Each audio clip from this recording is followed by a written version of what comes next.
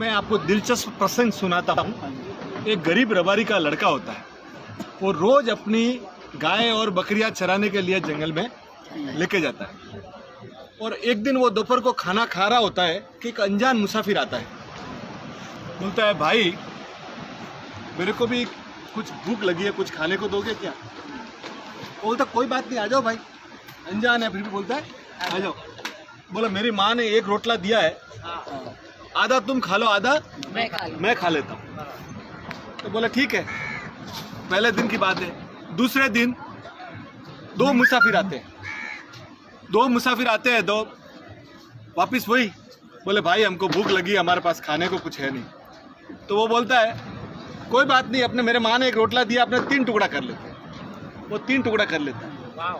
तीसरे दिन 3 मुसाफिर आते हैं, तो वो बोलता है 4 टुकड़े कर लो, तीनों अपने और 4 मैं खा लेता हूँ।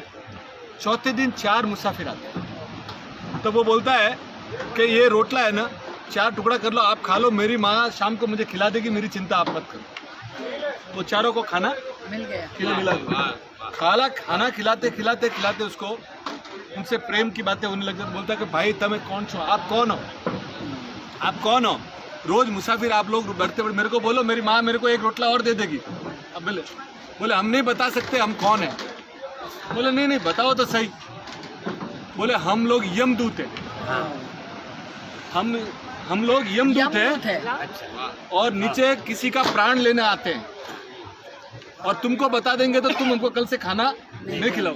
बोले ऐसी कोई बात नहीं है, तुम आओ, पर तुमसे हमारी अपनी प्रेम हो गया तो मुझे मेरी मौत कब है मुझे बताओ, मेरी मौत कब है मुझे बताओ। तो वो बोलती है कि भाई हमारे किताब में लिखा हुआ हम बता नहीं सकते। पर वो 4 में से एक को तरस आ जाता है। बोला यार तेरा खाना खाया है, तेरी मौत जिस दिन तू शादी करके आएगा और पहली रात जब अपनी पत्नी को मिलने जाएगा ना, उस समय तेरे सांप डसने से होगी, और जब तू सीढ़ी चढ़ रहा होगा तो वो सांप आएगा। वो बात चली जाती है। थोड़े दिन बाद इसकी शादी होती है, बारात जाती है, सुबह बारात जाके शाम को बारात घर आती है और वो जैसे ही सीढ़ी चढ़ने जाता है ना, तो वो सर्प वहाँ पे खड़ा हो। वो जो यमदूत आया हो तो वो सर्प आँख में से पानी डाल रहा है। तो वो तीनों वो जो साथ में थे बोलते रोता क्यों, अपना तो जॉब है ये। बोला नहीं, इस आदमी ने हमको खुद भूखा रह के खाना खिलाया था और आज मुझे इसको डसना पड़ रहा है। तो बोला कि अभी अपना जॉब है। तो वो सांप और फिर बोलता है कि देख भाई अभी आज मुझे तुझे डसना पड़ेगा। वो बोलता है मेरी प्रियतमा ऊपर बैठी है, मुझे 2 मिनट के लिए मिलने दे, फिर तू मुझे सांप से डस लेना, कोई तकलीफ नहीं, सिर्फ 2 मिनट। वो बोलता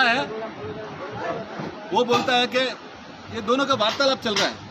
वो उसकी प्रियतमा अंदर बैठी सब सुन रही है। उसके आंख में पानी आना चालू हो गया कि मेरी पहली रात और मेरा हस्बैंड आज मर जाएगा, और मैं इतना दूर से तो इसके लिए आया। और ये सब बातें चल रही है तो उसकी जो प्रियतमा बैठी होती है उसके पीछे एक बड़ी खिड़की होती है, और खिड़की के पीछे से एक गर्भवती स्त्री जा रही होती है, और वो बहुत भूखी होती है।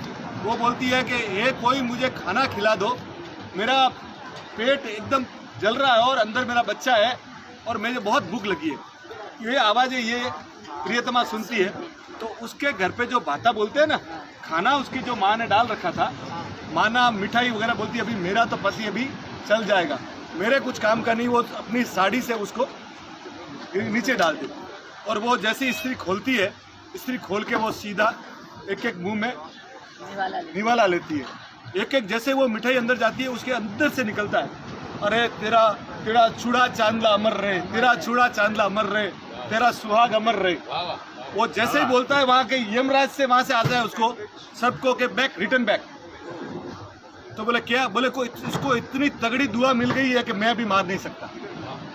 तो ये नए साल में जिंदगी में सबसे ज़्यादा लोगों से दुआएं लेना, और जिंदगी में दुआ ही आपके काम आएगी।